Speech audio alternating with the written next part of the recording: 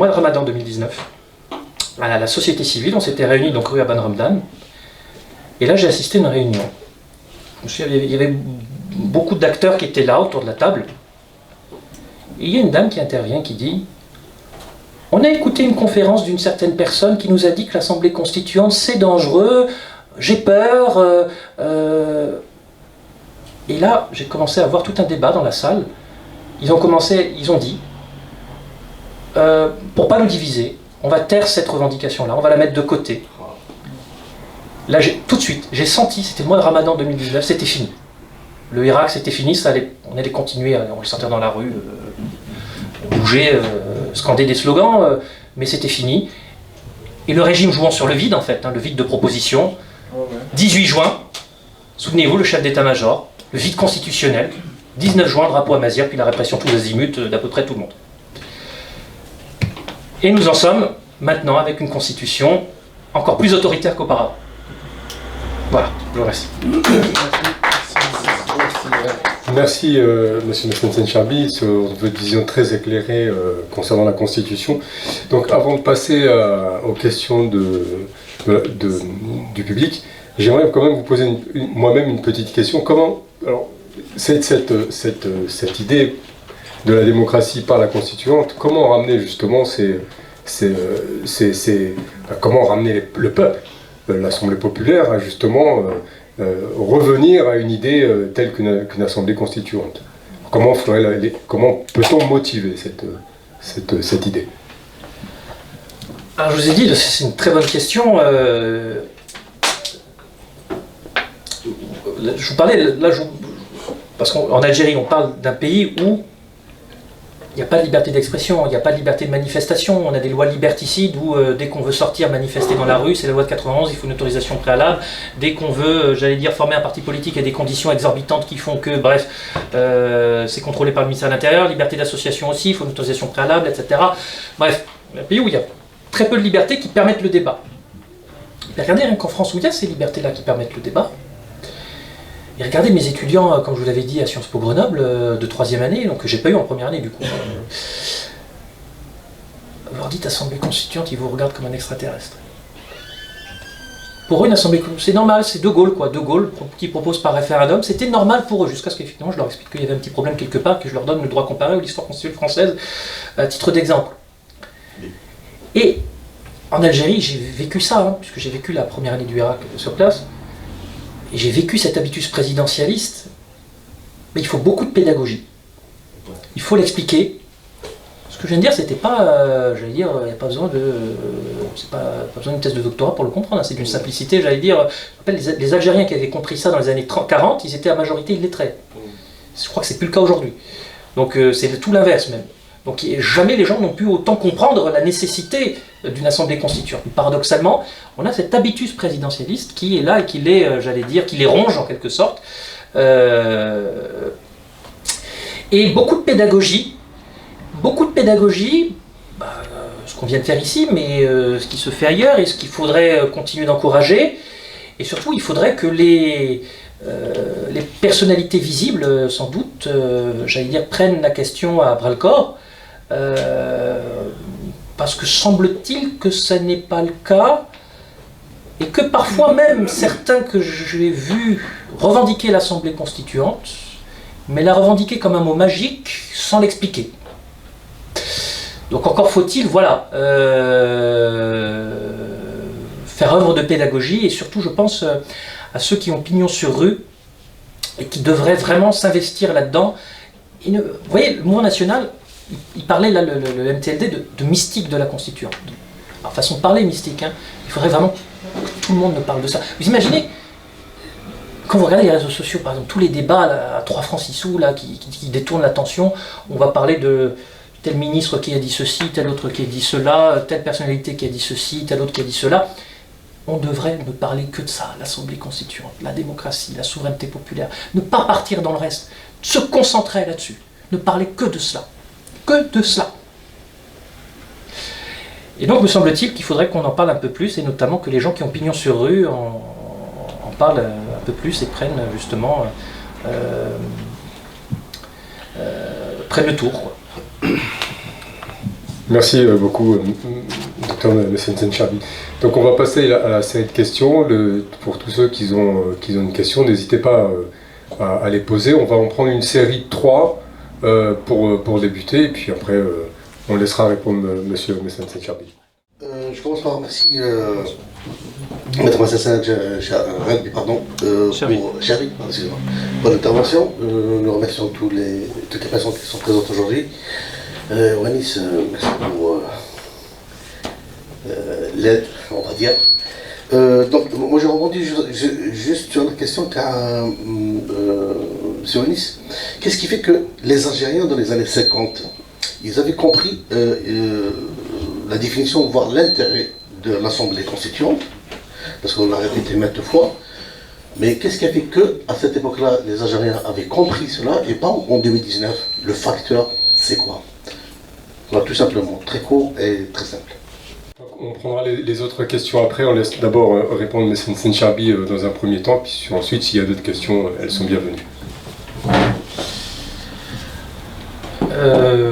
Petite remarque, hein, j'aurais peut-être pu commencer là-dessus, mais autrefois, à l'époque du Irak véritablement originel, tout le monde parlait du 7 et du 8, et maintenant tout le monde ne parle plus que du 87 bis, du 79, c'est-à-dire des articles du code pénal, que tout le monde finit par connaître par cœur, hein, tout le monde, y compris non-juristes, alors qu'à l'époque, hein, vraiment à l'époque du Irak, mais ça n'aura pas duré bien longtemps, comme en fait, on s'en rend compte maintenant qu'on a, qu'on a 3 années derrière nous. Durant une époque assez courte, hein, tout le monde ne discutait que du 7 et du 8, et cette mystique s'est envolée étonnamment, comme si pratiquement ça n'avait jamais existé. Ça, c'est fascinant, hein, parce que j'ai vécu ça, c'est vraiment des millions de gens dans les rues, à Alger, c'est noir de monde, tout le monde ne parlait que de ça, hein, que de ça. Et depuis, c'est les histoires, les zouaves, les machins, les je sais pas quoi, et puis c'est parti en rien du tout. Et in fine en 87 bis, 79 et autres. Alors pour aller dans l'ordre, ces facteurs d'incompréhension, ben, ils sont multiples. Ils sont multiples. Moi je suis né en 87. Donc moi j'ai pas connu ni le mouvement national, ni la 4ème République. D'accord ? Donc moi-même, je suis une victime de l'habitus présidentialiste. Après j'ai fait du droit. J'ai eu des professeurs qui m'ont expliqué entre le texte, la pratique, les problèmes de la 5ème République, etc. Et c'est comme ça que j'ai réussi à m'en sortir par rapport à cet habitus. Et la plupart des gens, non. Et donc en Algérie, on a des générations, c'est un problème de transmission d'ailleurs plus général, hein. Comme vous savez, en Algérie, c'est un pays qui a connu une explosion démographique, en fait, c'est un pays où il n'y a pas beaucoup de vieux, entre guillemets, hein, où il y a beaucoup de jeunes, où il y a des problèmes de transmission en général d'ailleurs, et on a une nouvelle génération, une jeune génération qui n'a connu que ça, hein, le zaimisme, le présidentialisme, et par ailleurs, qui n'a que, comme je l'avais dit, comme seul modèle en face d'elle, la France, qui elle-même est embourbée dans un présidentialisme depuis 1958. Et donc on a des gens qui sont convaincus, parce qu'ils ont vécu en Algérie et parce qu'ils voient en France, que le présidentialisme est l'acmé de la démocratie. Il n'y a pas d'autre horizon possible, c'est la démocratie, c'est le débat Marine Le Pen, Emmanuel Macron, c'est ça la démocratie, une fois tous les 5 ans, et après vous rentrez chez vous, le grand leader est là pour s'occuper de vous, et puis que demande le peuple? C'est ça la démocratie, quelqu'un qui est élu par 24 ou 28% de la population, qui décide de tout pendant 5 ans. C'est terrible, mais c'est vraiment ça, hein. Je revois mes étudiants rien qu'à Grenoble, et je vous dis, il y a 2-3 jours, c'était terrifiant, hein, c'était terrifiant pour moi, j'en avais des sueurs froides. Mais alors imaginez mes étudiants, mais imaginez alors en Algérie, le poids de l'habitus, et la rupture, et c'est ça qui est fascinant à étudier, la rupture avec ce qu'étaient les Algériens auparavant, et ce qu'était l'opposition politique algérienne auparavant.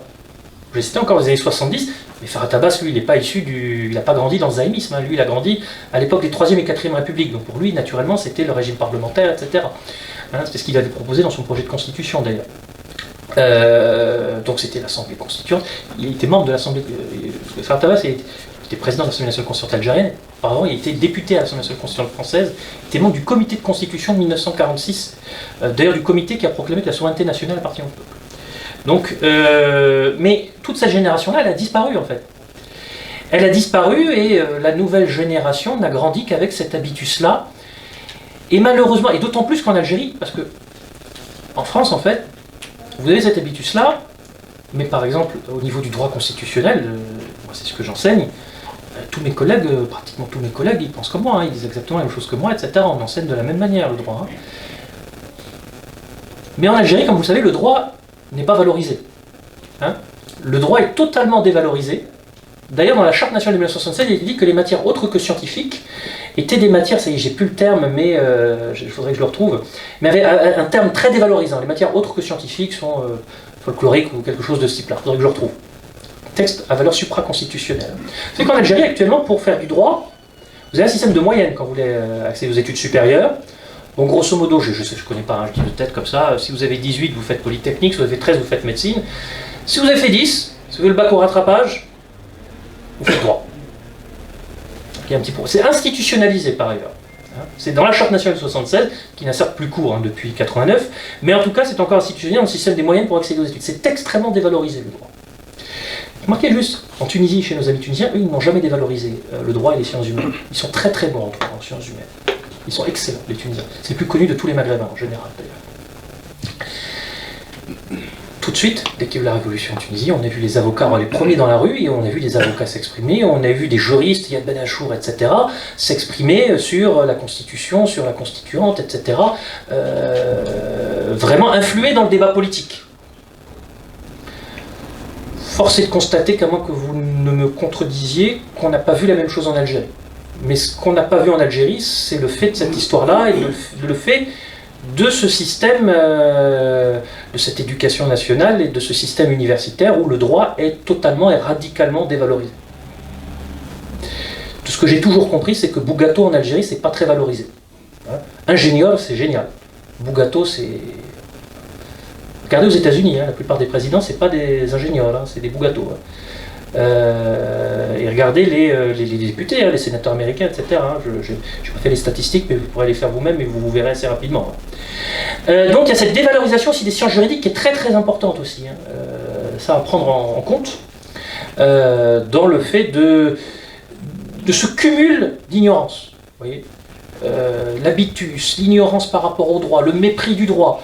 Parce que ça aussi, ça je m'en souviens bien, lors de ce Irak, il y avait des gens, dans les gens qui étaient, qui se faisaient entendre, qui disaient « Ah non, la Constitution, c'est pas important, c'est le cadet de nos soucis, etc. » Ça, on l'a entendu, ça, ces choses-là. Alors que bon, quand même, quand on se proclame souverain, le but, justement, pour être souverain, il faut écrire un code de loi. Le code de loi, c'est la Constitution. On impose nos règles, on impose notre souveraineté à travers une Constitution. On fait ça quand on fait la Révolution. On écrit une nouvelle Constitution pour imposer le nouveau rapport des forces politiques. Apparemment, c'était pas si évident que ça, lors du Irak. Et donc, il y a eu ce flou au début, et puis le régime a commencé à reprendre des juin, en fait. C'est en juin, à partir de juin que le régime commence à reprendre la main, et là qu'il lance ses Doubab et Tutti Quanti, et vous connaissez le reste, à la fin, il n'y a plus rien. Enfin, plus rien, en tout cas, plus rien extérieurement. Mais réfléchissez à cette idée d'habitus, habitus présidentialiste, et faites le lien avec la France même, parce que si vous faites un test dans la rue, pour la plupart des gens, que le président de la République décide de tout, ça va leur paraître tout à fait normal. À part des gens qui sont, ou bien qui ont fait leur première année de droit constitutionnel, ou bien des gens qui sont un minimum politisés, ça généralement ça oui ça. Mais les gens lambda dans la rue, faites le test, vous allez voir que le président tout-puissant, etc., c'est normal, il est élu, oui, c'est la démocratie. Alors que c'est comme ça dans aucun autre pays, je rappelle. Aucun autre pays voisin de la France, aucun autre pays de l'Union Européenne. Aucun. Le seul pays qui se rapproche en Europe, au sens large, c'est une question que j'avais posée, j'avais dit au sens large, j'avais dit hors Union Européenne. Est-ce que vous pouvez me donner un exemple d'un pays où il y a un président qui a les mêmes pouvoirs que le président français, dans la pratique? L'institution était... C'était la Russie. En Russie, oui, Vladimir Poutine, il a ces pouvoirs-là. Il n'y a pas de souci. En plus, lui, c'est dans le texte de la Constitution, la différence de la France. Mais si c'est ça vos modèles de démocratie, bon là après... Après, il y a un problème. Bon. Donc, article 102. Alors, article 102, il faut savoir qu'il a été révisé par la dernière révision constitutionnelle. Vous allez voir comment ça fonctionne, ce régime. C'est génial. Ils ont vraiment des tours de passe-passe, mais c'est toujours les mêmes en plus. C'est comme ça à chaque révision constitutionnelle. Comme je les ai étudiées à peu près toutes, donc je vois comment ils font. Donc ils ont révisé l'article 102. Alors auparavant, je vous avais dit, donc, il faut une autosaisine en Algérie, et avant, il fallait l'unanimité des membres du Conseil constitutionnel. Je vous avais dit, donc, dès lors, il suffisait qu'il y en ait un seul qui ne soit pas présent, ou un seul qui soit contre, pour qu'on ne puisse pas faire aboutir la procédure relative à l'état d'empêchement pour cause de maladie grave et durable. Alors, ils ont révisé ça. Maintenant, c'est plus l'unanimité, c'est les 3/4. Suivez-moi. Le président nomme toujours un tiers des membres du Conseil constitutionnel, donc il a une majorité de blocage. Une minorité de blocage, voilà. Il a une minorité de blocage. Il est le président déjà, lui-même. Il nomme le président parmi le tiers des membres qu'il nomme, mais... Oui. Non, il n'est pas président du Conseil constitutionnel. Non, non. La Cour constitutionnelle qu'on a parlé. Il nomme le président. Donc, le président nomme 4 membres de cette Cour constitutionnelle. Et maintenant, il faut les 3/4 de la Cour constitutionnelle pour obtenir, pour que la procédure puisse avoir lieu, en sachant que le président nomme 4 membres.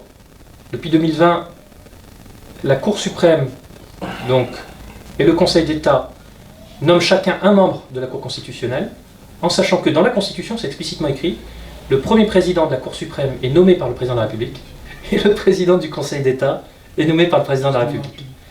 Donc au moins la moitié des membres de la Cour constitutionnelle, y compris le président, qui a une voix supérieure en cas de partage des voix. Une voix supplémentaire en cas de partage des voix. Il ne peut pas être saisi, non ? Il ne peut pas être saisi. Donc le président a une influence prépondérante dans cette Cour constitutionnelle, y compris en 2020, et c'est une autosaisine, effectivement. Donc il ne peut pas être saisi. Non, il ne peut pas être saisi. Alors en France, comment ça marche? En France, mais c'est pas parce qu'en France c'est comme ça que c'est un modèle. C'est ça que je veux vous faire comprendre, vraiment. Hein. En France, le Conseil constitutionnel est saisi par le gouvernement, et il statue à la majorité de ses membres. Il est saisi par le gouvernement. Pourquoi je vous dis? Alors, je repense à ça. J'ai eu une indiscrétion sur comment s'est passée la dernière révision constitutionnelle autoritaire traditionnelle, hein, comme ça s'est toujours fait depuis l'indépendance. Et j'ai eu une indiscrétion du comité d'experts. En France, vous savez que c'est le président de la République qui nomme le président du Conseil constitutionnel. Mais c'est pas du tout, j'allais dire, c'est très grave. Hein, vous regardez en droit comparé, c'est vraiment c'est archaïque. En Italie, c'est les membres de la Cour constitutionnelle qui élisent, parmi eux, le président. C'est pas le président italien qui nomme le président de la Cour constitutionnelle. Bon. En Allemagne, c'est simple, ils sont tous nommés par le Parlement. Bon. Et bien, justement, il y a un membre du comité qui a voulu que, comme en Tunisie, mais comme en Italie par ailleurs, le président de la Cour constitutionnelle soit nommé par ses pairs. Et qu'est-ce qu'ils lui ont répondu, les autres membres du comité d'experts? Ah ben non, regardez en France. Ah oui, quel modèle. Quel modèle. Alors, en fait, la France, hein, c'est considéré comme une démocratie libérale. C'est pas l'Algérie, effectivement, pour pas les urnes, hein, c'est différent. Mais c'est considéré comme donc, de la démocratie, mais vraiment au sens vraiment le plus strict. Mais illibéral, pourquoi? Parce que la Constitution n'est pas née d'une assemblée constituante, elle est née d'un coup d'État militaire, les députés mis sous pression, elle a été écrite par un gouvernement à la va-vite, que par ailleurs, le mode de scrutin est unique dans toute l'Union européenne, il ne permet pas la représentation de l'ensemble de la population. En plus, la Constitution n'est même pas appliquée, c'est celle d'un régime parlementaire rationalisé alors que le président a les pleins pouvoirs. Vous imaginez que jusqu'à peu, c'était Jean Castex en fait, qui décidait de pratiquement tout en France, théoriquement, dans le texte de la Constitution. En réalité, c'est le président. Et quel est le problème du président français? C'est qu'il n'est pas responsable politiquement. Donc il décide de tout sans être responsable politiquement. Et il y a un problème quelque part. Dans les autres pays européens, ce sont les gouvernements qui décident de tout en matière d'exécutif, parce qu'ils sont responsables politiquement devant leur parlement, qui peuvent les contrôler. Vous voyez? En France, c'est impossible. Donc c'est une démocratie libérale. Mais la France a quand même connu, elle a eu un habitus démocratique depuis la Troisième République, depuis la chute de Napoléon III. La France, elle a connu des élections tous les 4 ans au début, 4-5 ans. Elle a connu les 3e et 4e Républiques. Elle était habituée à des libertés publiques, liberté de réunion, de manifestation, etc., liberté d'association et autres, qui font qu'il y a un habitus démocratique qui fait qu'en 1958, la France n'est pas tombée dans la dictature. Donc, si j'ai bien compris, ça, la France est protégée par ses pratiques et non pas par ses lois, tu veux dire? Enfin, les deux, en quelque sorte, les deux. Mais ça modère, si vous voulez, le présidentialisme français. Ça modère le présidentialisme français. okay. Par contre, dans des pays qui n'ont aucune tradition démocratique, ou très peu, ou en tout cas, sans revenir à Taj Mahal ou quoi que ce soit, hein, mais des pays qui ont très peu de tradition démocratique, typiquement l'Algérie, le risque, du coup, le risque, c'est que le modèle français actuel transposé en Algérie, ça conduirait à une dictature constitutionnelle, tout simplement. Et le risque de la Tunisie actuellement, depuis le coup d'État de l'été dernier, contre le Parlement, le risque c'est quoi? C'est que le président il va faire une révision constitutionnelle où en fait il va lui-même faire... En fait, c'est plus l'Assemblée qui va écrire le texte, c'est le président lui-même en fait, enfin son comité d'experts ou autre, c'est la même chose. Il va réviser la constitution tunisienne, au risque qu'il la révise en sa faveur. Et le risque, c'est que la Tunisie, n'ayant pas d'expérience démocratique forte, ayant plutôt été habituée à Bourguiba et Ben Ali, dans la longue durée, eh bien le risque, c'est que la Tunisie ne devienne pas une démocratie libérale, qu'elle redevienne une authentique dictature. C'est ça le risque. Et voilà pourquoi en Algérie, il ne fallait surtout pas élire le président de la République. Alors, à un moment... alors, je rappelle que, par exemple, donc en France, du coup, quel est le problème de ça? Un président qui a des pouvoirs exorbitants. Et le problème, c'est que la contrepartie du pouvoir, c'est la responsabilité. Or, en France, par exemple, le problème de cette pratique présidentialiste, c'est que le président français n'est pas responsable devant le Parlement. Il n'est pas responsable politiquement. Le gouvernement est responsable politiquement, mais ce n'est pas le gouvernement qui décide, en fait. C'est pas Jean Castex, tout le monde le sait. Hein, c'est le président, dans la réalité. Or, il n'est pas contrôlable par le Parlement, en sachant que le Parlement lui-même, comme il est élu au mode de scrutin uninominal à 2 tours, il n'est pas représentatif de la population, il permet au président d'avoir des majorités de députés gaudiaux totalement soumis au président, et donc, bon... En Algérie, le président, il a vraiment tous les pouvoirs dans la Constitution. Tous les pouvoirs. Et plein pouvoir, quasiment. Le gouvernement n'a pratiquement aucun pouvoir. Même quand il y aurait un chef de gouvernement, en fait, ils n'ont pratiquement rien changé dans la Constitution. Et il est totalement irresponsable politiquement devant le Parlement. Par exemple, là, on a étendu, lors de la dernière révision constitutionnelle, la responsabilité du gouvernement devant le Parlement. C'est bien. Ah oui, mais le gouvernement, il n'a aucun pouvoir. Même le secrétaire général du gouvernement, il est nommé par le président, il n'est même pas nommé par le Premier ministre ou le chef du gouvernement, vous imaginez? Donc un président qui a de tels pouvoirs exorbitants et qui est incontrôlable par le Parlement, constitutionnellement, c'est un non. Hein. Je vous laisserai deviner. L'empereur.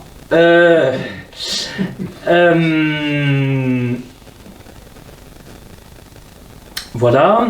Alors les modèles suisses, californiens, oui, ça c'est pour moi c'est des modèles absolument tout à fait intéressants. Mais c'est dommage lors du Irak, on ne parlait jamais de ça. Enfin très peu, marginalement évidemment, il y a toujours 3-4 personnes ou des personnes qui venaient du Canada ou autres qui pouvaient raconter des choses, mais c'est pas ce qu'on a entendu majoritairement. Hein. Parce que c'est intéressant ça les agents du Canada, parce qu'eux ils savent qu'un président ça sert à rien. C'est ça moi j'ai trouvé intéressant dans ce sens-là. Eux ils savent parce que bon, il n'y a pas de président chez eux. Il y a un gouverneur mais il est là pour décorer. Et pourtant c'est pas le chaos, et pourtant on parle deux langues différentes, hein, deux grandes religions différentes, catholicisme, protestantisme, deux langues différentes par ailleurs, oui, et force est de constater que le Canada ça attire des Algériens, donc si ça attire des Algériens c'est que c'est pas le chaos, c'est même assez dynamique, économiquement. Alors les modèles suisses et les modèles californiens, bah oui, pourquoi ça m'intéresse la Suisse? Ça m'intéresse la Suisse notamment du point de vue de la souveraineté populaire. Justement, la souveraineté populaire, par excellence, le pays d'Europe qui applique le mieux la souveraineté populaire, bon là c'est hors de l'Union Européenne, c'est la Suisse. Et en Suisse, il n'y a pas de président de la République. Il n'y a pas de président de la République qui est élu au suffrage universel direct. Il y a un exécutif qui est collégial, qui est élu par le Parlement.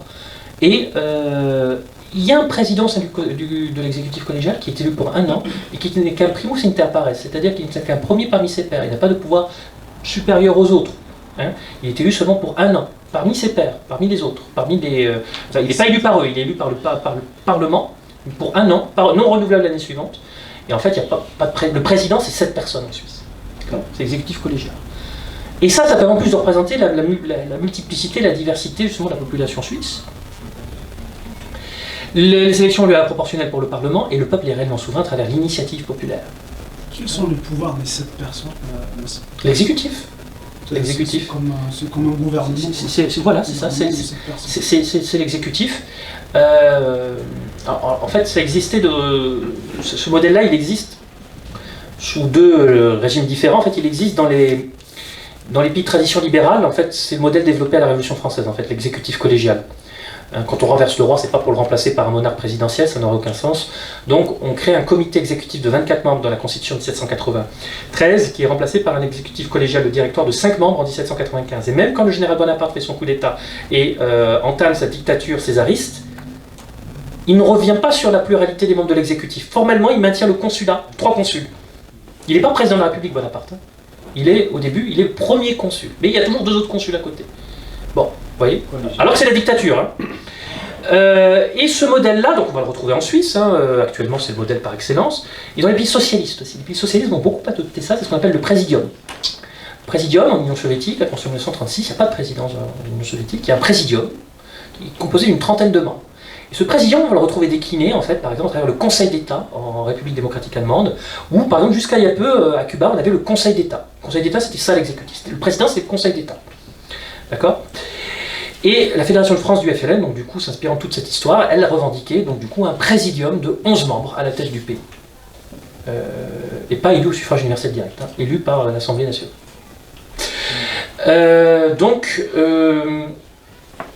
Et par ailleurs, le peuple est donc réellement souverain à travers l'initiative populaire.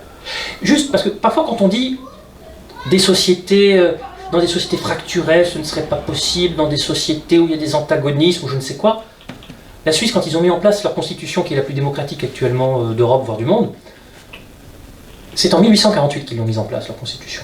Vous savez ce qui s'était passé quelques temps auparavant? Ils étaient en guerre civile. En guerre civile entre protestants et catholiques. Les protestants cherchant à brémer les catholiques, il y avait une guerre civile. Et contre, justement, pour favoriser, pour permettre pour lutter contre cette guerre civile, pour permettre justement à chacun de coexister dans cette Suisse, eh bien, ils ont mis en place cette constitution qui est la plus démocratique et qui permet au peuple, dès 1848, d'initier lui-même une assemblée constituante et depuis la fin du 19e siècle, d'initier des référendums de veto pour s'opposer à une loi adoptée par le Parlement sous 100 jours, il faut 50 000 signatures actuellement, ou d'initier un référendum pour réviser la Constitution, c'est le plus important d'ailleurs, et 100 000 signatures. 100 000 signatures, 100 000 signatures, oui. Ça, c'est la fin du 19e siècle en Suisse. Qu'est-ce qui va se passer? Il va y avoir des Américains qui vont voir ce qui se passe en Suisse à ce moment-là. Par exemple, il y a un journaliste qui s'appelle Sullivan qui va voir ça. Il va publier dans les années 1890 aux États-Unis un bouquin qui s'appelle Direct Legislation, législation directe. Et bien les États-Unis vont connaître une révolution démocratique à la toute fin du 19e siècle. À partir de la fin du 19e siècle, le Dakota du Sud d'abord, puis à peu près la moitié des États américains, notamment dans l'Ouest, vont adopter la démocratie directe. Dans la moitié des États américains, vous avez la souveraineté populaire, dans son expression la plus concrète, à travers le peuple qui peut changer sa constitution de lui-même, voter des lois, révoquer ses élus, etc. La moitié des États américains. À commencer par la Californie, 40 millions d'habitants. Parce que comme on dit en France, c'est pas possible parce que la France, 60 millions d'habitants, la Suisse, etc. La Californie, c'est 40 millions d'habitants. Pourquoi c'est possible? Vous voyez? Et quand on dirait alors que ce serait pas possible en Algérie, l'Algérie, c'est la même population que la Californie à peu près. Hein? Et attention, parce que quand on nous dit aussi, encore une fois, oui, l'Algérie, mais l'Algérie fracturée, machin, etc. La Suisse, ils se faisaient la guerre, c'était un pays en guerre civile dans les années 1840. D'accord? Guerre de religion. Imaginez, on n'est pas au XVIe siècle, hein, on n'est pas à l'époque de Calvin et compagnie. On est au XIXe siècle, guerre de religion des années 1840. Ils ont abouti à quoi? La constitution, j'allais dire, la plus... C'est-à-dire les Suisses, ce ne sont pas des gens conciliateurs de nature, c'est ça que je veux vous dire. Ce ne sont pas des gens de nature, l'essentialisme, parce que certains vont dire, oui mais regardez, nous ne sommes pas comme eux, parce que nous sommes irrémédiablement condamnés à décapiter des têtes ou je ne sais quoi faire. Regardez ailleurs. Avant la Révolution française, je vous signale qu'on écarte les Damiens, hein, avant l'Assemblée constituante française, on écarte les Damiens, en place publique, devant des juges, pas de souci. On pratiquait couramment alors la décapitation c'était pour les nobles. Hein, la décapitation c'était pour les nobles, les gueux entre guillemets on les pendait. Hein, très couramment. Les peines, il y avait des peines corporelles, etc. Juste avant l'Assemblée constituante de 1789. Alors, ils ont réussi à le faire, pourquoi en Algérie on ne sait pas le faire? Parce qu'actuellement l'Algérie est marquée par des choses de ce type-là. C'est quand même un pays plus pacifique, hein. Il y a des choses qui ont évolué, puis les gens sont plus éduqués, nettement plus éduqués que... en 1789, c'est la moitié des Français qui savaient lire et écrire à peu près, des hommes. Dans une société extrêmement violente, extrêmement violente. Et la Suisse, je vous rappelle, une société violente aussi, une société très pauvre au 19e siècle. Il y a 20 000 Suisses installés à Alger à la fin du 19e siècle, qui fuient la misère de la Suisse pour s'installer en Algérie. Jean Geyser, par exemple, grand photographe de la rue Baba Azoun. Et bien, force est de constater, donc ça c'est vraiment, vous dire, ça c'est l'argument essentialiste. Hein. Nous sommes des gens, nous ne sommes pas faits pour la démocratie, c'est ça que je veux dire. Hein. L'Espagne, regardez, les années 70, on disait la même chose des Espagnols. On disait, regardez, c'est des catholiques, machin, ils sont rétrogrades, ils sont pas faits pour la démocratie. Mort de Franco, force est de constater que l'Espagne est un pays beaucoup plus démocratique que la France actuellement. Donc, à tout point de vue. À tout point de vue. Donc, l'essentialisme, je pense qu'on peut mettre ça à la poubelle. D'accord ? On peut mettre ça à la poubelle. Et donc, comme je vous dis, donc, aux États-Unis, donc c'est répandu début XXe siècle, cette révolution qui vient de Suisse en fait, démocratique, la moitié des Américains appliquent actuellement la démocratie directe, et à la fin du XIXe siècle, il y a un Chinois, début XXe siècle, fin XIXe siècle, qui est venu aux États-Unis, qui est venu à Hawaï, plus précisément, et qui a été marqué par cette révolution démocratique américaine, Sun Yat-sen. Sun Yat-sen, c'est le père du mouvement national chinois, reconnu et célébré aussi bien par les communistes que par les nationalistes de Taïwan. Et bien dans la conscience chinoise des années 40, ils ont mis le RIC. Ils ont mis le RIC et actuellement ils l'appliquent. Donc, force est de constater, à Taïwan ils l'appliquent. L'initiative populaire. Parce que pour eux, c'est au cœur de leur mouvement national. Dans les dogmes, entre guillemets, du mouvement national chinois, vous avez cette initiative populaire. Ça fait partie, en fait, de Sun Yat-sen qui avait été marqué par ce qui se passait aux États-Unis au même moment. Sun Yat-sen, donc il était à Hawaï, donc l'Ouest américain. Je vous ai dit, c'est surtout l'Ouest américain qui a adopté ça. Donc les Chinois, les Américains, les Suisses, et pourquoi nous on est quoi? J'allais dire, on est moins bon que les autres, qu'est-ce qui se passe? Bon. Donc je ne vois pas pourquoi ce ne serait pas possible en Algérie, quoi. Et surtout, ne vous dites pas les Suisses, ils sont... non, en fait non. Les Suisses au XIXe siècle, c'est des gens du fin fond des montagnes, un pays très pauvre, à l'époque évidemment c'est pas comme aujourd'hui. Et d'ailleurs c'était un pays très pauvre, si pauvre d'ailleurs qu'il exportait ses hommes pour devenir des soldats, les soldats suisses. Ça vient de là, c'est de la pauvreté en fait, généralement. Bon. Donc voilà. Les modes de scrutin, oui, ça c'est vraiment important. Et c'est très important aussi, c'est ça malheureusement. Le défaut, c'est l'un des problèmes du défaut de culture juridique de beaucoup de personnes. Quand on me sort à chaque fois 91, mais regardez 91, mais 91 c'est pas le même mode de scrutin, s'il vous plaît. C'est pas le même contexte, c'est pas le même mode de scrutin. C'est le mode de scrutin uninominal de tour actuellement appliqué en France et qui fait que les 72% des Français qui n'ont pas voté pour le président actuel, eh ben, il y aura au contraire 70% de députés qui représenteront le président qui a fait 28%. Voilà, c'est ça le mode de scrutin uninominal de tour. Vous pouvez comprendre concrètement. D'accord ? Niveau démocratique, c'est quand même assez faible. D'accord ? Ça a été fait exprès en 58 contre la démocratie, justement, contre la 4ème République. Alors au début, donc, Michel Debré, lui, était partisan du mode de scrutin à l'anglaise, encore plus radical, à un tour, appliqué dans les pays anglo-saxons. Et finalement, De Gaulle, lui, a voulu que ce soit le mode de scrutin à 2 tours. Alors au début, en fait, ce à quoi il s'attendait, c'est que ça diminue le Parti communiste, par exemple. Je dis, du jour au lendemain, Parti communiste, il y a toujours tant de gens qui votent Parti communiste. Du jour au lendemain, les gens ne se mettent pas à voter, ils ne passent pas du Parti communiste à De Gaulle. Donc, ils votent toujours Parti communiste, mais à cause du mode de scrutin, comme si vous me suivez bien, le mode de scrutin à 2 tours, il faut être majoritaire dans une circonscription. Le problème, c'est que quand vous êtes considéré, par exemple, prenez le Parti communiste comme un parti extrême, à tort ou à raison, dans les années 40-50, et ben vous n'arrivez pas à faire, vous avez un plafond de verre, vous n'arrivez pas à faire plus de 50% au deuxième tour. Vous voyez ce que je veux dire? Donc du coup, les gens votaient toujours à 20% pour le Parti communiste, mais du jour au lendemain, 10 députés. À cause du mode de scrutin, encore une fois. Ça c'est pas contre seulement les partis extrêmes, entre guillemets. Les partis du centre, par exemple. Pensez à François Bayrou, qui avait fait 27% des élections présidentielles de 2007. Il a eu 2 députés sur 577 un mois plus tard. Bravo à la démocratie. Bravo à la démocratie. Lui, c'est pas un extrême. Pensez aux Verts actuellement. Les Verts. Qui représente un grand courant politique dans lequel beaucoup se reconnaissent, mais qui a du mal, à cause des modes de scrutin, à émerger. Et bien, alors que partout ailleurs en Europe, quand il y a la proportionnelle, il y a des partis. En Allemagne, par exemple, vous avez les Verts. Bon.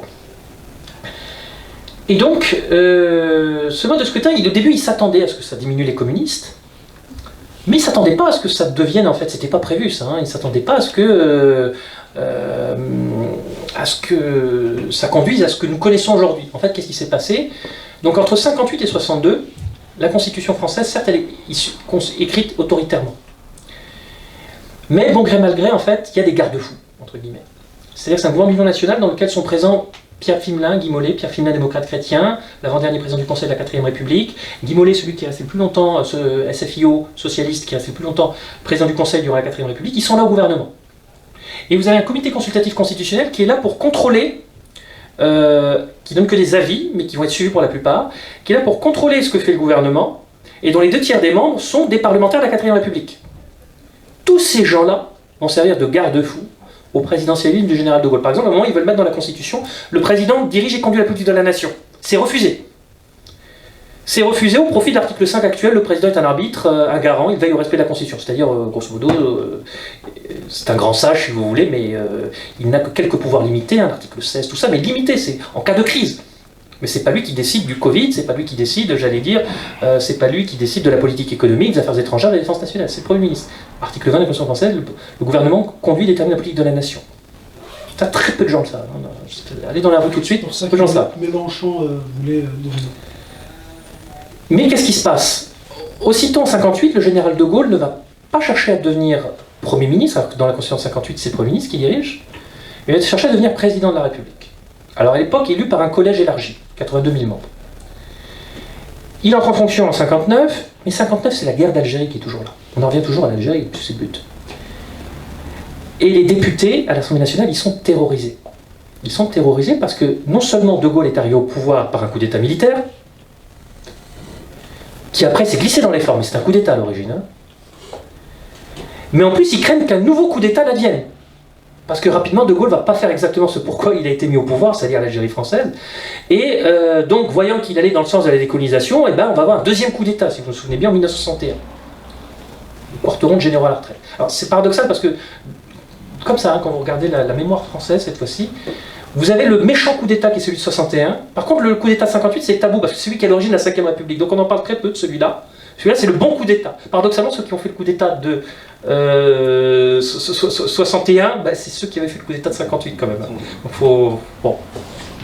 Posez-vous des questions. Mais bref. En 61, il y a encore un coup d'État. Donc ces députés-là sont terrorisés. Donc ils laissent faire le général de Gaulle. Et vous avez une pratique présidentialiste qui émerge dès le début. Avec notamment, 59, le domaine réservé, inventé par Jacques Chaban-Delmas, qui n'existe pas du tout dans la Constitution française. Hein. Jacques Chaban-Delmas, donc, dans un discours devant l'UNR, parti gaulliste, à Bordeaux, s'exclame, donc le président aurait un domaine réservé en termes d'affaires étrangères, de défense nationale et de décolonisation, d'Algérie, de décolonisation. Ce qui est faux, totalement faux.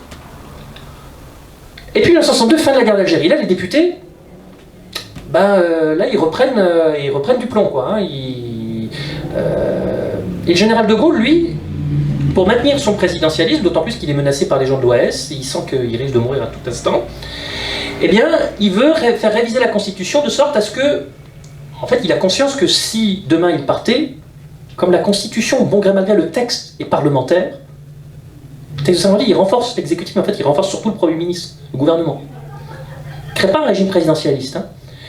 Eh bien, de Gaulle, craignant que sa pratique présidentialiste ne prenne pas, il va vouloir faire élire le président de la République au suffrage universel direct. Et là, l'Assemblée nationale, elle va dire non. Alors, comme elle ne peut pas renverser le général de Gaulle, parce que ce n'est pas la responsabilité politique du président, elle va renverser le gouvernement du Pompidou. Qu'est-ce qu'il va faire, le général de Gaulle? Il va dissoudre la Chambre basse. Et là, surprise, on ne s'y attendait pas du tout. C'est le début du fait majoritaire, favorisé par ce mode de scrutin uninominal à 2 tours. On va voir, le président va bénéficier désormais de majorité quasi absolue, voire absolue, et de députés gaudiaux, c'est-à-dire qu'il n'y avait plus besoin de faire des alliances, etc., ou à peine, ou ne serait-ce que formellement, ou à quelques exceptions près. Et le président va disposer de majorité absolue au sein de l'Assemblée, qui vont faire que le Premier ministre ne va devenir plus qu'un transparent entre le président et le Parlement, et qui va favoriser cette présidentialisation de la Ve République. Donc là, c'est pour comprendre vraiment ce mode de scrutin uninominal à 2 tours à travers le fait majoritaire. Par exemple, actuellement, ce que vous entendez en France, oui, il faut au président une majorité. Ça, déjà, le président n'a pas de programme dans la Constitution de la Ve République. C'est le gouvernement qui conduit à la politique de la nation, il n'y a que le gouvernement qui a un programme. Article 49, alinéa 1er de la Constitution, personne ne la lit, donc bon. Ce que vous avez vu, les élections présidentielles, mon programme, mon machin, le président n'a pas de programme. C'est le gouvernement qui a un programme. Parce que c'est lui qui conduit la politique de la nation, article 20. Le président n'est qu'un arbitre. Il va faire quoi? Il va faire un programme pour être un arbitre? Au contraire, s'il fait un programme pour être arbitre, il va cliver. Un arbitre, c'est celui qui est censé ne pas cliver, justement. C'est pour ça qu'en Italie, souvent, en Italie, en Allemagne, en Italie par exemple, souvent on nomme des vieux présidents, des vieux sénateurs, des vieux députés qui sont plus ou moins consensuels et qui permettent justement de jouer ce rôle d'arbitre, qui ne sont pas dans le conflit, hein, qui ont été dans le conflit par le passé, mais qui depuis, en tout cas, ont exprimé une certaine sagesse et donc sont élus, j'allais dire, très tard dans leur vie et pour exprimer ce rôle d'arbitre. C'est très important parce que ce mode de scrutin-là, en fait, si vous changez ce mode de scrutin en France, vous changez tout. Vous changez totalement. La France pourrait redevenir un régime parlementaire. Il a été promis par Macron, je crois, non? Il a été promis par Nicolas Sarkozy, par François Hollande. Et en fait, ce qu'ils ont promis, c'est une dose de proportionnelle. Dose de proportionnelle, allez, pour vous, les 72%, on vous donne 20% des députés. Mais pour nous, les 28%, on prend les 80% des députés. Cherchez quand même, posez-vous des questions. C'est unique. Dans d'autres pays dans l'Union européenne, en Allemagne, vous avez un système mixte. Proportionnel, majoritaire, avec une dominante proportionnelle. Mais mixte, c'est pas 20% pour les gueux. Les gueux qui sont les 80% de la population en fait, hein, donc c'est très subtil et parfois c'est difficile à faire comprendre aux gens. Ceux qui généralement font un minimum de politique en France, ils le comprennent tout de suite. Hein. Mais du coup en Algérie, à chaque fois il faut revenir là-dessus. Tout ça pour vous dire que, et moi j'étais confronté à ça quand j'étais en Algérie, parfois je parlais plus de 5ème République que de la Constitution algérienne, parce que les gens me renvoyaient vers la France à chaque fois. Donc je leur disais, non, attention, c'est pas un modèle ça. Donc je vais leur réexpliquer à chaque fois tout le fonctionnement de la 5ème République pour leur dire qu'il ne faut surtout pas suivre ce modèle-là, qui n'en est pas un. Et tout ça pour dire qu'en 91, effectivement, c'est le mode de scrutin nominal à 2 tours qui a été utilisé avec des conséquences tragiques. Le général Nézard, il le raconte, hein, il fait beaucoup d'ouvrages, il raconte qu'on ne pouvait pas laisser un parti qui avait fait moins de 50% de la population prendre le pouvoir alors que, avec les 2 tiers des députés, alors qu'ils représentaient moins de 50% de la population. Alors la question c'est, alors pourquoi ils l'ont fait? Voilà. Parce qu'au début, je crois, si je ne me trompe pas, parce que ça c'est dans ma thèse d'ailleurs, au début ils avaient mis la proportionnelle. C'était pas prémédité par hasard? Non, ça je ne suis pas dans ces choses-là. Mais au début ils avaient mis la proportionnelle dans la loi de 89 et je crois que c'est qu'après ils ont fait une révision. Ils ont mis le scrutin nominal à 2 tours. Il y a plusieurs explications possibles. Il y a le fait possiblement qu'ils pouvaient penser en fait. Donc, vous voyez qu'en France par exemple, ça fait que. Par exemple, vous allez voir qu'aux prochaines élections, en plus, pratiquement personne ne va voter parce que personne ne sait que ce sont les principales élections. Vous allez voir que, par exemple, Jean-Luc Mélenchon et Marine Le Pen, de cumuler, ils ont fait 46%, quelque chose comme ça, 46%. Vous allez voir qu'il y a des chances pour qu'il n'y ait que 5 à 10% des députés au maximum. Aux élections présidentielles de 2017 à eux deux cumulés, ils avaient fait 42%. Et ils ont eu 4,5% des députés. Ouais. 4,5. Il a 18, je pense, Mélenchon. Possiblement influencé par ce modèle, peut-être pensait-il que ça réduirait les extrêmes, notamment le fils. En Algérie, ça n'a pas été le cas du tout. Ça a boosté le fils, en fait, et ça a sous-représenté d'autres courants politiques qui étaient là, qui auraient pu faire barrage au fils. Le fils, une fois au Parlement, aurait été minoritaire, si vous voulez. Et ça conduit aux conséquences absolument tragiques. Alors du coup, dès le début, ça ils se sont rendus compte qu'ils avaient fait une bêtise. Et donc dès le début des années 90, quand on a des comités d'experts secrets qui se réunissent, etc., pour parler de révision de la Constitution, dès le début, en fait, c'est pas en France comme en Algérie, c'est pas dans la Constitution. Non, nous, on devrait le mettre dans la Constitution. Hein. Mais en Algérie et en France, c'est pas dans la Constitution, c'est une loi. Hein. C'est une loi qui prévoit le mode de scrutin. Et donc, dès le début, ils avaient prévu de recourir à ça par le changement de mode de scrutin. Ce qu'ils ont fait en 97, le problème c'est qu'ils n'ont jamais joué le jeu jusqu'au bout, puisqu'en fait, il y a bien la proportionnelle actuellement en Algérie, mais avec des élections dans la sincérité quelque peu douteuse. Vous voyez ce que je veux dire? Et l'autre chose qu'ils avaient prévu, en fait, l'autre chose anti-fils qu'ils avaient prévu, c'était le mode de scrutin qui aurait du coup fait que rien que dans une pure démocratie, en fait, le fils aurait été minoritaire, du coup, en termes de voix et de députés, ou le fils bis, puisqu'il était interdit, mais... Et puis, ils avaient prévu le Conseil de la Nation, ils l'ont créé pour ça, c'est un anti-fils aussi, c'est pour contrôler une chambre basse, possiblement majoritairement fils, en fait, dont un tiers des membres est nommé par le président de la République, Conseil de la Nation algérien, encore en 2020, comme voilà, c'est fait pour faire veto à la chambre basse, en sachant qu'en Algérie, il y a un double veto, parce qu'il y a le veto, le président de la République a déjà un droit de veto. Un tiers. Voilà, qui peut être surmonté seulement par les 2 tiers des 2 assemblées. Le président de la République a, depuis le collège Boumedienne, un droit de veto. Que n'avait pas Ben Bella en 63, au passage. C'est pour ça que je dis toujours, 76, c'est l'autoritarisme puissance 10. Et on est héritier de ça, hein. C'est toujours la Constitution de 76 qui s'applique en réalité, vous vous rendez pas compte? Elle a été révisée plusieurs fois, et voire renforcée, exactement. Et donc le président a un droit de veto ordinaire, entre guillemets, puis il a un veto indirect à travers la nomination d'un tiers des membres du Conseil de la Nation. Alors, vous voyez, c'est vraiment super, hyper présidentialiste. Donc voilà, tout ça pour dire qu'en Algérie, il y a bien la proportionnelle depuis 97. Le problème, c'est que c'est avec des élections à l'année gêne, comme on disait en d'autres temps. Mais regardez chez nos voisins tunisiens, hein, ça n'a jamais abouti, les élections à la proportionnelle n'ont jamais abouti à ce qui est un parti Nahda qui est l'hégémonie au sein du Parlement. Vous voyez, jamais. Minoritaire à chaque fois. Majoritaire après l'alliance. Oui, ils sont gelés. Pas toujours, ça dépend. Pas toujours, ça dépend.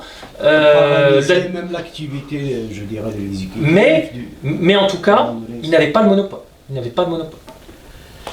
Alors, le mode de scrutin, de tour. Je rappelle vraiment, il n'y a que la France. Hein, je rappelle quand même, l'Union Européenne, il n'y a que la France qui applique ce mode de scrutin. Donc, quand même, il faut se poser des questions. Bon. Rien que pour moi et mes étudiants, ça vous a. Non? Pas quelques petits problèmes? Posez-vous des questions.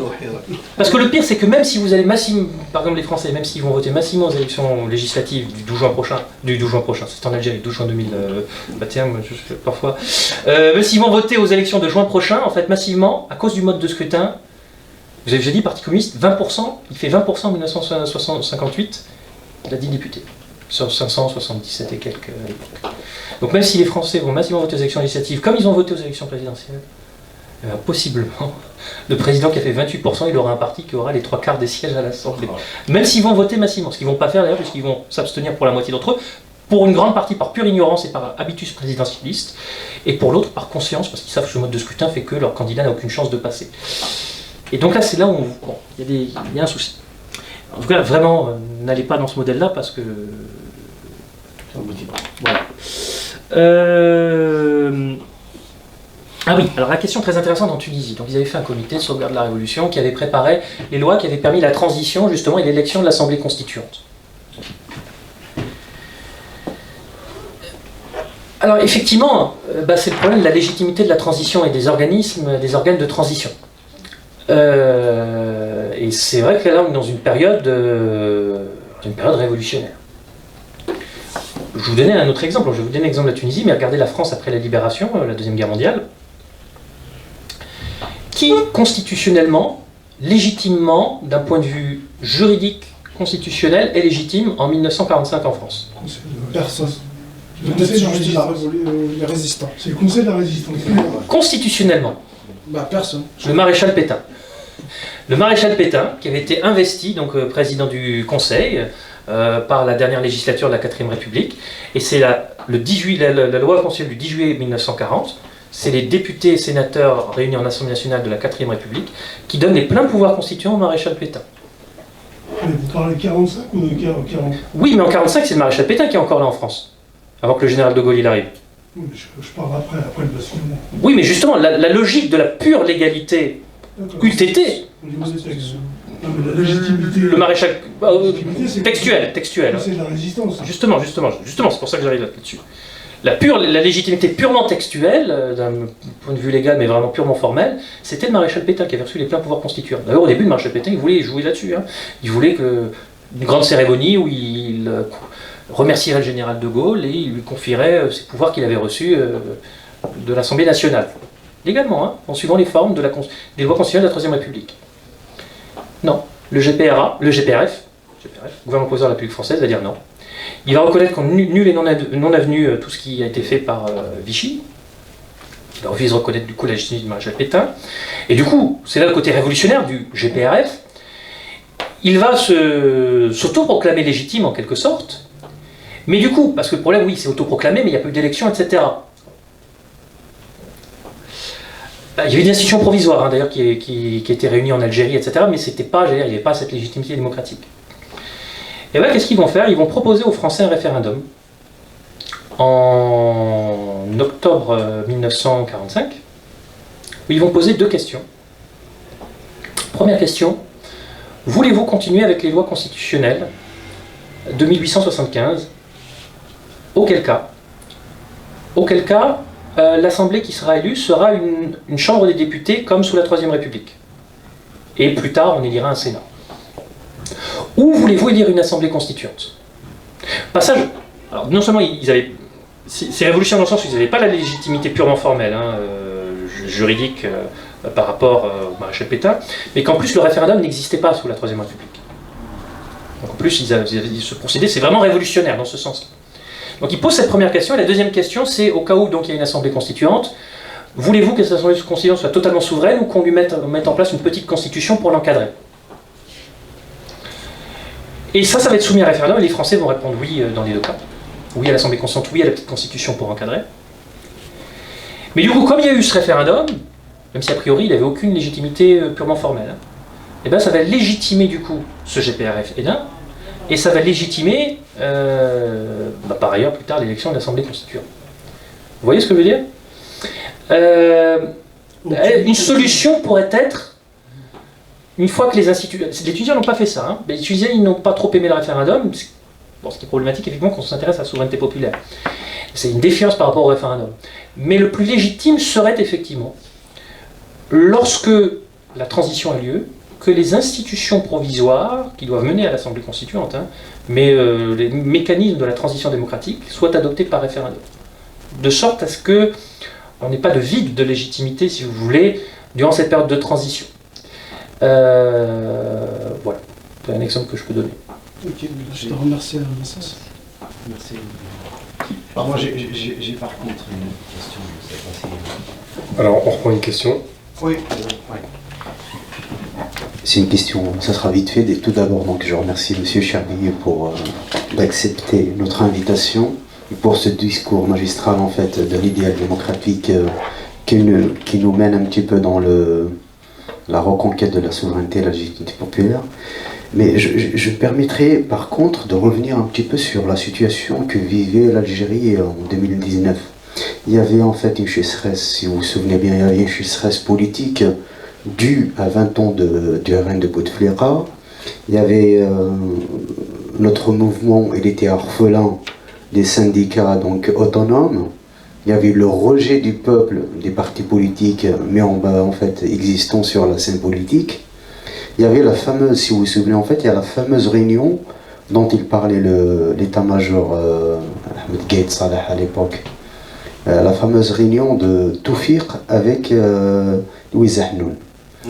C'est elle qui a en fait, en amont, il a annoncé en fait la dissolution de l'Assemblée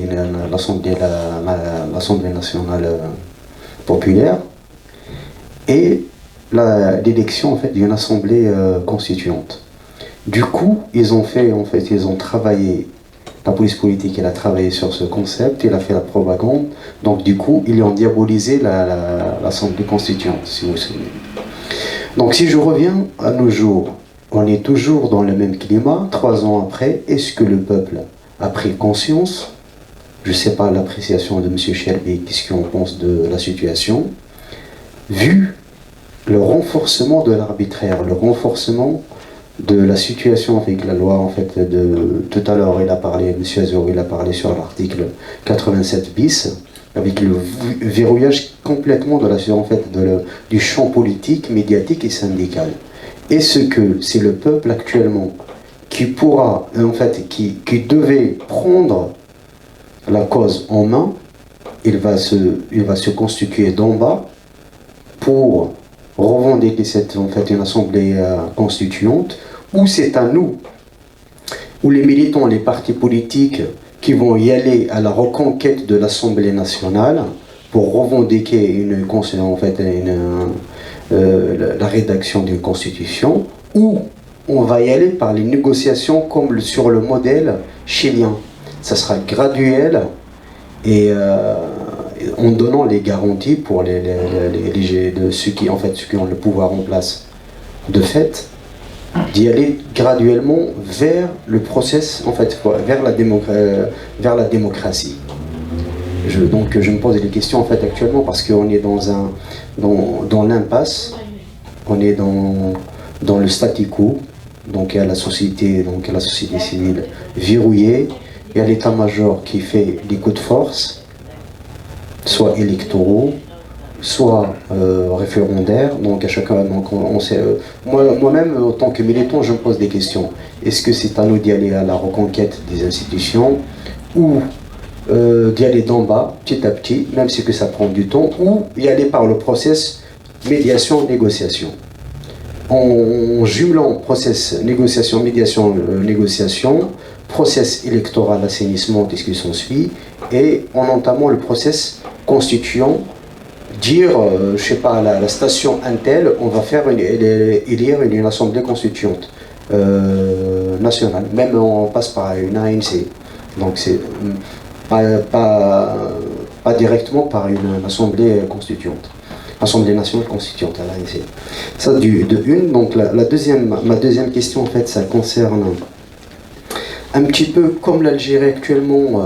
On assiste en fait avec je dirais donc elle a détenu tous les pouvoirs. Donc elle a mis la main mise sur la société. Or qu'elle a ratifié toutes les conventions internationales.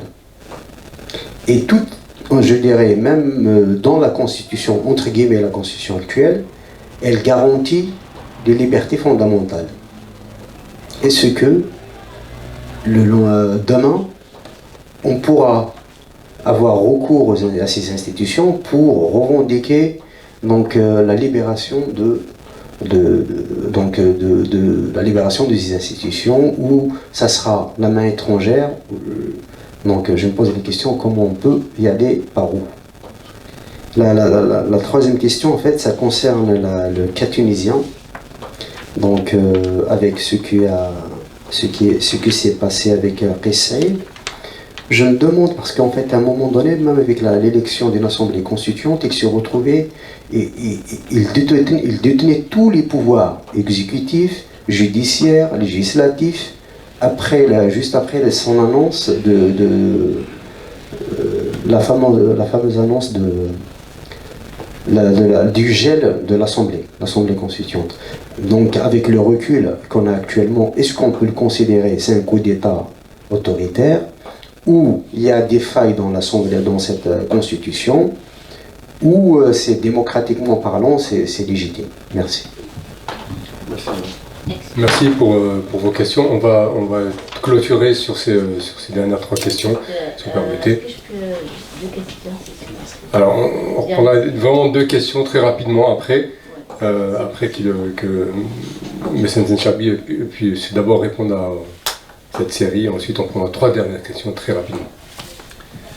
Oui, alors le cas du Chili, il est intéressant. Le cas du Chili est intéressant parce que, donc, que vous vous en souvenez, donc, le général Pinochet donc, a fait un coup d'État en 1973 contre le président Allende, donc une dictature militaire. En 1980, il écrit une constitution donc, à l'algérienne, en fait, donc, par comité d'experts, et puis qu'il fait adopter par plébiscite césariste, de la façon algérienne. Et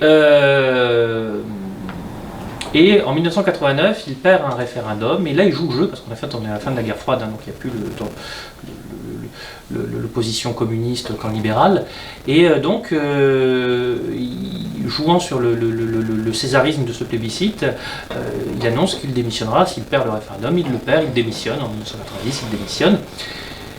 Et les Chiliens se trouvent donc face à une constitution de 1980 dont la légitimité est quelque peu douteuse, et pendant 30 ans, ils vont se battre avec cette constitution en fait, qui a été écrite pour protéger le régime, tout simplement. Et pour protéger d'abord le général Pinochet, soit dit en passant. De là les difficultés à le poursuivre pénalement, parce qu'il était protégé par la constitution chilienne, tout simplement.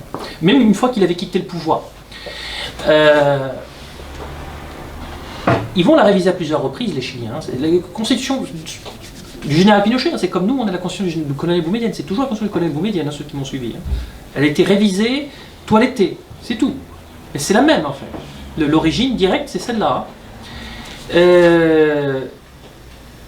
Eh bien, à un moment, ils vont dire basta. Ils vont dire basta et ils vont rompre avec cette constitution. Il y aura un référendum et les Chiliens vont très massivement, à 80%, je crois, voter pour mettre fin à la constitution du général Pinochet, pour aller vers l'Assemblée constituante, qu'ils appellent convention, peu importe, c'est la même chose.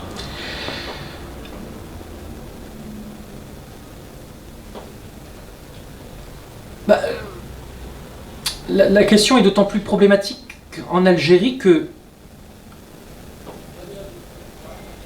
dans quelle mesure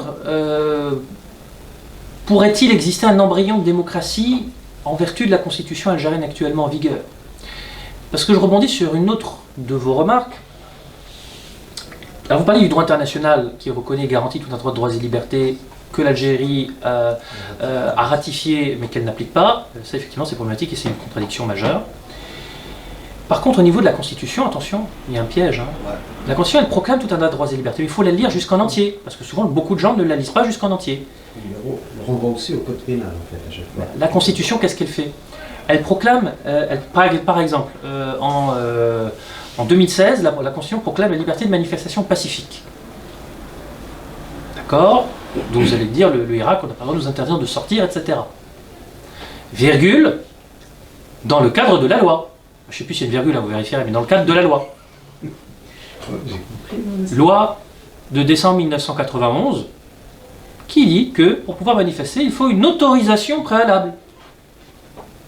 Mais ça c'est pratiquement pour tous les articles de la Constitution. Mais oui, mais c'est mais c'est pour ça que parfois certains me disent mais non, on a une constitution très bien, il faudrait juste l'appliquer. Ben non, vous avez rien compris, mes amis. Parce que si vous allez non, mais malheureusement, c'est des choses que j'entendais durant le Irak, ça. Hein. Ça, c'est des choses que j'entendais qui participent. Enfin, surtout le régime qui participe à nous avoir conduits là où nous en sommes. Mais ce genre de discours-là, ils ont participé au niveau de la base, hein, des militants, à conduire au rien du tout finalement auquel on a abouti. Parce que justement la Constitution elle est piégée de partout comme ça. Ça c'est ma spécialité. Ça c'est vraiment il y avait un jeu quand j'étais petit, ça s'appelait Où est Charlie. Il fallait deviner où est Charlie. Et la Constitution c'est la même chose. C'est où est Charlie, c'est-à-dire où est l'exception. Parce qu'il y a toujours une exception qui est quelque part. Ou bien elle est dans l'article lui-même, ou bien elle est au fin fond de la Constitution, elle est ailleurs dans la Constitution, mais il y a toujours une exception quelque part, qui permet de vider de sa substance l'article. Et donc par exemple on a ce renvoi à la loi, par exemple, affaire Darni, le journaliste. Alors il est condamné donc, par la Cour d'Alger. Au début, j'ai pas vu le dernier arrêt, hein, mais au début il est condamné par la Cour d'Alger, il est condamné sur deux fondements. Il est condamné pour atteinte à l'unité nationale, il est condamné pour quoi d'autre? Il est condamné pour incitation à troupement non armé. Vous allez voir la Constitution, parce que la Constitution est mobilisée dans cet arrêt, il est passionnant. Il est passionnant parce que vous allez voir que l'Algérie est un état de droit sur le plan formel. J'ai dit formel, pas substantiel, formel. Un État qui applique ses lois, qui applique sa Constitution. Alors, Draghi, première question qui se pose, la Constitution algérienne reconnaît, 2016-2020, qu'on ne peut pas condamner à une peine d'emprisonnement un journaliste. C'est écrit. Mais la Constitution dit dans le cadre de la loi. Quelle loi? Et la loi, c'est celle de 2011-2012, si je ne me trompe pas sur l'information, qui dit que pour être journaliste, il faut avoir une carte professionnelle, un contrat écrit, et Khaled Draghi n'avait ni l'un ni l'autre. Donc, la Cour a considéré, il n'est pas journaliste. Oui, la Constitution dit, on ne peut pas mettre en prison un journaliste, mais dans le cadre de la loi. Et la loi, c'est celle de 2012 sur l'information, qui prévoit que, et donc, il n'est pas journaliste. Donc, on peut le condamner. Alors, il le condamne comment? Sur quel fondement? Atteinte à l'unité nationale. Bon, alors ils disent, qu'est-ce qu'il a fait contre l'unité nationale, Khaled Draghi? Qu'est-ce qu'il a fait? C'est un séparatiste? Quoi donc? Alors parce qu'il a critiqué la légitimité du président de la République et que la Constitution proclame que le président de la République est le garant de l'unité nationale, donc en critiquant la légitimité du président de la République, il a porté atteinte à l'unité nationale. Ça c'est génial, vraiment. Là vraiment on est dans les... Ça il faut les publier ces arrêts-là, parce que c'est vraiment... ça mérite d'être publié. Ensuite, incitation à attroupement non armé. Apparemment, il aurait incité à une manifestation. Apparemment, au contraire du jugement, l'arrêt, il n'a pas incité, il a juste retransmis qu'il y aurait une manifestation tel jour. Il lui dit j'étais journaliste, mais eux ils disent qu'il n'est pas journaliste. Donc, incitation à attroupement non armé. Alors, à ce moment-là, la Cour va discuter la question de la liberté de manifestation. Parce que dans la Constitution, il y a écrit liberté de manifestation. Et bien, la Cour elle dit oui, liberté de manifestation dans la Constitution. Dans le cadre de la loi, celle de 91. Or, cette manifestation, il n'y avait pas d'autorisation préalable. Donc, incitation à attroupement non armé. Voilà, article 100 du Code pénal. Voilà, tout le monde les connaît maintenant, les articles par cœur. Mais tout ça en suivant un ordre logique, hiérarchique, entre la loi, la Constitution, etc. Et ça s'emboîte très très bien, c'est fait exprès. C'est fait exprès. Alors, dans les démocraties, comment on fait contre ça? Alors, ou bien vous avez des démocraties qui... Vous voyez, la France est une démocratie libérale, mais bon gré malgré, il y a l'habitus démocratique, hein, c'est pas dans c'est pas le niveau de l'Algérie. C'est pas l'Égypte non plus, c'est pas la Syrie. On le saurait sinon. Donc, en France, avant la Ve République, vous avez des mécanismes qui ont été développés par le Conseil d'État protecteur des droits et libertés. Parce qu'avant aussi, quand vous lisez la Déclaration des droits de l'homme citoyen français, par exemple, vous avez Bentham qui la critique au XVIIIe siècle parce qu'il dit oui, il y a écrit liberté religieuse, mais dans la mesure de l'ordre public. Il dit mais ça veut dire quoi ça, l'ordre public? Parce que pour Louis XIV, l'ordre public, c'était que les protestants ne puissent pas exercer librement leur culte, parce que ça allait à l'encontre de l'ordre public, ce défini par Louis XIV, et que donc on pourrait légitimer comme ça l'abolition de l'édit de Nantes par Louis XIV. Osmo disait, vous proclamez des droits, mais en fait vous les proclamez de façon si vague, avec de telles exceptions, que ça peut même les vider de leur substance. Et ça critique. Critique qui est toujours valable pour l'Algérie. Mais entre-temps, il y a eu des garde-fous qui ont été créés. Par exemple, la journée du Conseil d'État, la lance Benjamin, par exemple, 1933. Donc on peut déroger à des droits et libertés, on peut déroger au nom de l'ordre public, mais il y a des conditions, la nécessité, la proportionnalité. Dans les textes internationaux, on trouve la nécessité et la proportionnalité dans une société démocratique. Vous voyez, le terme est utilisé dans le pacte de 66 relatif aux droits civils et politiques, dans la Convention européenne des droits de l'homme. Les Tunisiens, quand ils ont fait leur constitution de 2014, ils ont mis dans leur constitution, il est possible de déroger aux droits et libertés garantis par la Constitution, par une loi, afin de préserver l'ordre public, etc. Dans la mesure de la nécessité de la proportionnalité dans une société démocratique et un état civil. Ça, c'est les garde-fous. Pour que l'ordre public, le vague renvoi à la loi, ne permette pas de vider de sa substance le principe. Et nous, ils sont géniaux en Algérie. Qu'est-ce qu'ils ont fait en 2020? Ils n'ont pas fait l'article 49 de la Constitution tunisienne. Ils ont mis dans la Constitution, suivez bien, il est possible de déroger aux droits et libertés garantis par la Constitution, par une loi, afin de préserver l'ordre public, la sécurité et les constantes nationales, sans prévoir aucun des garde-fous suscités. Nécessité, proportionnalité, société démocratique, état civil, quoi que ce soit. Alors si bien que cette disposition déjà, elle valide le code de la famille, parce qu'elle permet de faire exception au principe d'égalité. Il est possible de déroger aux droits et libertés garantis par la Constitution par une loi, 84, code de la famille, afin de préserver les constantes nationales. Les constantes nationales, desquelles déjà c'est pas défini, selon quelle interprétation c'est pas défini non plus, mais on sait bien comment ils les interprètent, eux. Bon. Et donc, ça permet de valider toutes les lois liberticides algériennes à peu près. En fait, si demain il y avait un recours devant la Cour constitutionnelle, surtout vu comme elle est nommée, ça permettrait de les justifier, en fait, tout simplement. Mais c'est génial, en fait. C'est-à-dire, c'est génial pour eux. Il y a une logique, c'est ça que je veux dire. Les gens qui disaient alors du Irak, la Constitution, tout ça, allez, on n'en a rien à faire. Poubelle. Ingénieur. Vous voyez, là, le droit, c'est poubelle. Ah bah, vous avez bien tort, mes amis. D'ailleurs, vous voyez le résultat. Et donc, la Constitution algérienne, c'est systématiquement ça. Alors, encore récemment, ils ont révisé la Constitution. Auparavant, il y avait, par exemple, pour faire des associations, il y avait une autorisation préalable pour la liberté de manifestation, autorisation préalable. Maintenant, ils ont précisé dans la Constitution. Ils ont précisé dans la Constitution, liberté de manifestation sans autorisation préalable. Vous allez me dire, mais là je comprends plus rien. En mai 2021, ils ont le ministère de l'Intérieur ou je ne sais plus qui, la Wilaya, ils ont publié un communiqué où ils ont dit à Alger, pas de manifestation sans autorisation préalable, puisque c'est la loi de 91. Or, la Constitution, la révision constitutionnelle a été promulguée le 30 décembre 2020, elle était déjà en vigueur, et il n'y a plus besoin d'autorisation préalable. Vous allez me dire, contradiction. Non, pas de contradiction, lisez la Constitution, jusqu'au bout. C'est à la toute fin de la Constitution, c'est caché à la toute fin. Il y a écrit que les nouvelles dispositions de la Constitution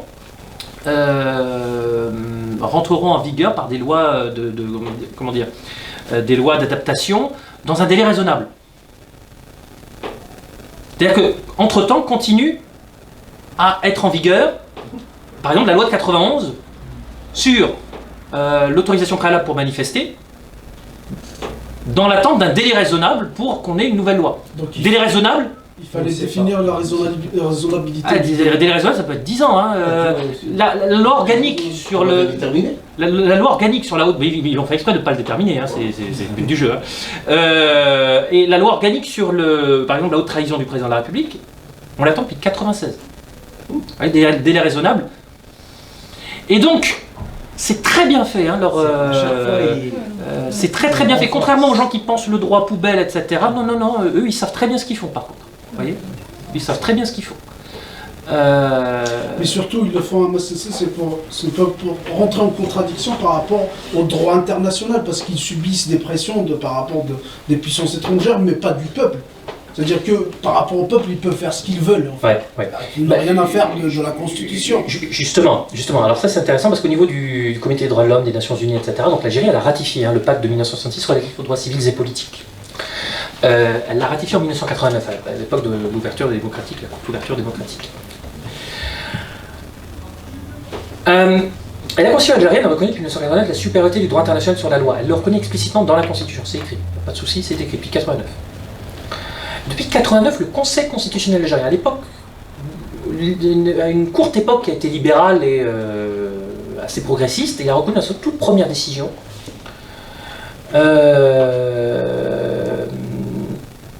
que les Algériens avaient le droit de contester la loi nationale en vertu des conventions ratifiées par l'Algérie, et qu'auquel cas, il fallait, en cas de contrariété, il fallait écarter la loi nationale par rapport au droit international, par rapport aux conventions internationales ratifiées par l'Algérie, souverainement. 89, 20 août 89. Cherchez la décision, 20 août 89, Conseil constitutionnel algérien, sa toute première décision, vous la trouverez très facilement. Très progressiste. Paradoxalement en 2020, là, des paradoxes, ils ont écrit dans la Constitution que le juge est tenu d'appliquer le droit international. Ils l'ont écrit. Là, juste pour vous dire, si vous revendiquez du pacte de 66 relatif aux droits civils et politiques, ça n'est pas la main de l'étranger, c'est une stricte application du droit algérien. Parce que l'Algérie a ratifié ce pacte-là, qu'en plus, c'est écrit dans tous les textes officiels algériens que les Algériens ont droit de se saisir de ces conventions-là, que les Algériens ont droit de les contester devant les juges, que les juges doivent écarter le droit national quand il est contraire au droit international. C'est écrit. C'est très officiel. Eh ben, force est de constater que malheureusement, la propagande, encore une fois, joue là-dessus, qu'il y a beaucoup de gens qui, ne sachant pas, qui, faisant plus confiance à ce que raconte tel journal de propagande ou je ne sais qui ou je ne sais quoi au lieu des textes officiels, eh bien s'imaginent qu'ils seraient en tort alors que pas du tout d'user de cette possibilité-là. Et très peu le font, et par contre pour ceux qui le font, il y a des résultats. Alors il y a des résultats dans la mesure où les décisions du Comité des droits de l'homme des Nations Unies, par exemple, sont, j'allais dire, ont une valeur morale. Par contre, ça fait... L'Algérie, ça lui... Comment dire, les autorités algériennes, ça leur fait un petit quelque chose. Et l'impression que ça donne, parce que c'est très opaque, mais on a l'impression que quand il y a des choses qui aboutissent, on voit des résultats, c'est-à-dire en termes de, vous savez à quoi ils jouent à chaque fois, donc il y a les détenus d'opinion, ils les libèrent, puis ils en reprennent d'autres qui remettent en prison, puis il y a une nouvelle pression qui est faite, et puis ils les relibèrent, et ainsi de suite, quoi. Mais on voit que quand même ça joue au niveau des autorités, parce qu'elles ont du mal à, j'allais dire, à justifier devant les, au niveau international la politique des détenus d'opinion, c'est un peu compliqué, quoi. Mais alors souvent ce qu'ils font, parce que vous pouvez les lire, tout ça c'est public, donc souvent en fait ce qui justifie, par exemple liberté de manifestation, ils vont dire ah oui mais nous ça y est, nous avons changé la constitution, il n'y a plus d'autorisation préalable, mais il y a un délai raisonnable. Mais ils ne précisent pas lequel, vous voyez, mais ils jouent là-dessus en fait à chaque fois. Ils jouent sur toutes ces subtilités-là pour dire, vous voyez, on est conforme.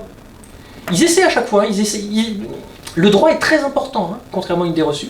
Le droit joue énormément dans l'autoritarisme algérien. Et ils essaient de se conformer le plus possible formellement.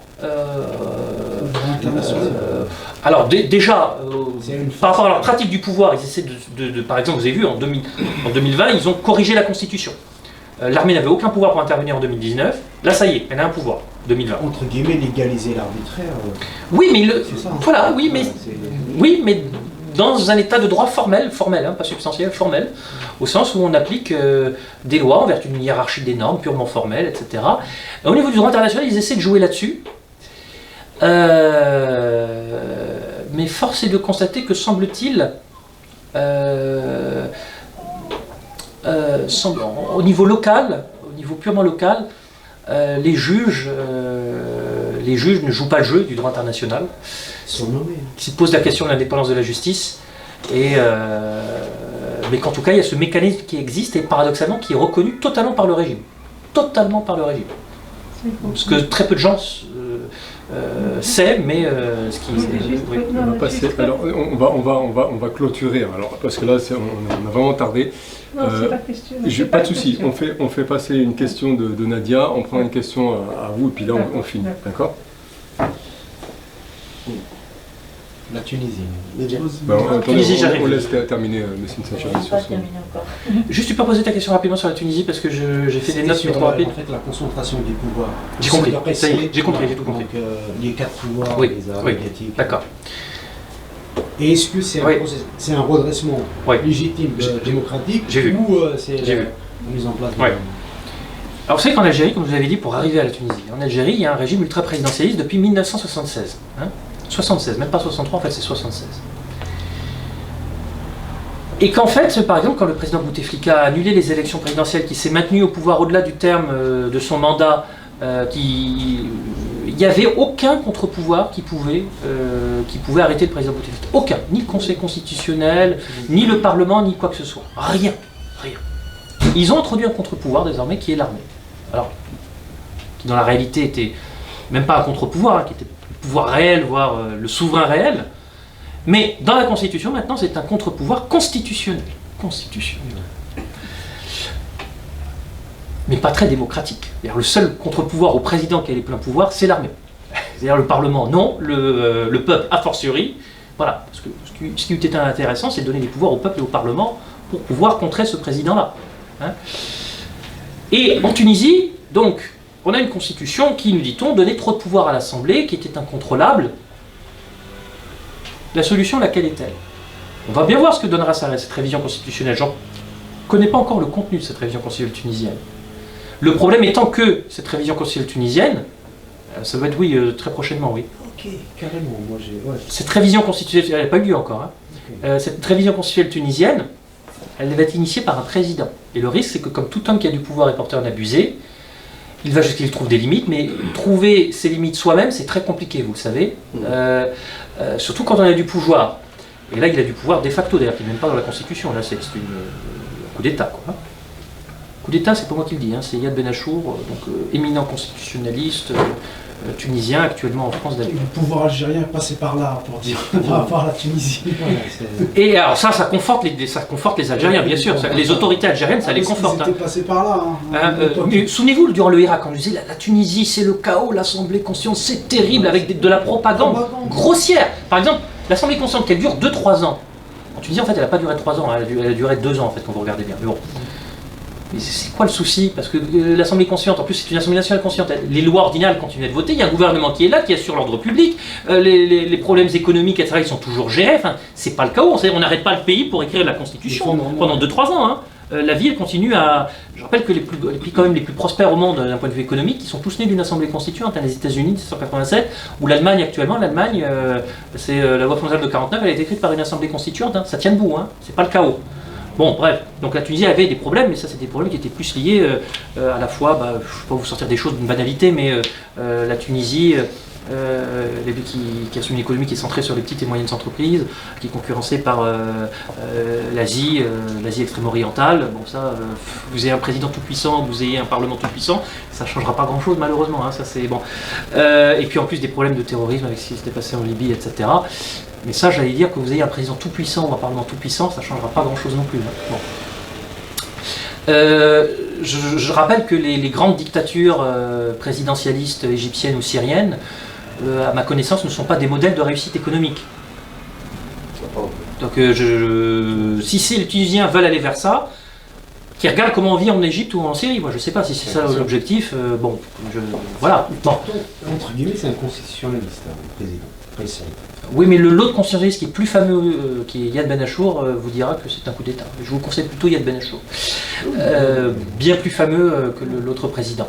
Non, pour la révision. Oui. Après, vous avez des dictateurs juristes. Hein. L'un n'empêche pas l'autre, malheureusement. Alors, malheureusement, voilà. Parce que, en fait, en Tunisie, ce qui eût été bien, c'est qu'effectivement, le peuple... En fait, les Tunisiens n'ont pas joué du tout la souveraineté populaire. En fait. Ils l'ont proclamé formellement dans leur constitution, mais ils ne l'ont pas matérialisé. Par exemple, le référendum est quasi inexistant dans la constitution tunisienne. Notamment, ce qui aurait été bien, c'est que le peuple puisse initier, dans la mesure de réunir une sorte de signature, puis qu'un référendum soit organisé ensuite, s'il était mécontent de son assemblée, qu'il puisse la dissoudre lui-même, par exemple, par un référendum d'initiative populaire. Ça, c'est un contre-pouvoir, le peuple. Mais par contre, là, ce qui va se passer en toute vraisemblance, je ne veux pas préjuger, mais et là, par contre, le risque est très clair du retour à la dictature, c'est qu'en fait, le président ne prévoit pas ce contre-pouvoir populaire, par exemple, et qui prévoit un contre-pouvoir ou à travers une cour constitutionnelle renforcée, qui n'a jamais été mise en place d'ailleurs depuis 2011 en Tunisie, mais que le président prévoit plutôt de renforcer ses propres pouvoirs contre le Parlement, mais là au risque du césarisme et d'un retour à la dictature. Parce que sinon, le contre-pouvoir qui eût été le plus intéressant en Tunisie, c'est d'avoir le peuple qui puisse, par un recall, révoquer ses élus, justement, si, pour des raisons scandaleuses, ils faisaient ceci ou cela, ou disaient n'importe quoi, ou faisaient n'importe quoi. Pourquoi pas? Un recall, hein, en Algérie, souvenez-vous, on le proposait en 62 en Algérie. Évidemment, ça n'a jamais abouti, mais ça a proposé en 62. Projet de constitution de la Fédération de France du FLN, et Hussein Ahmed, la citation là, que je viens de vous faire, et ça existe en Californie. Hein, on a des exemples, Arnold Schwarzenegger par exemple. Élu gouverneur après que son prédécesseur eût été révoqué par un référendum d'initiative populaire. Donc c'est possible. Mais je doute que ce soit le projet de révision du président tunisien. Je doute, je ne juge pas, mais je doute. Et le risque, c'est d'aboutir non pas comme en France à une démocratie libérale, mais le risque c'est d'aboutir à une non-démocratie tout court. Donc c'est ma crainte pour nos amis tunisiens. Et ma crainte aussi, et c'est ça qui est le problème pour le Irak algérien, c'est que c'est un effet dévastateur sur le Irak.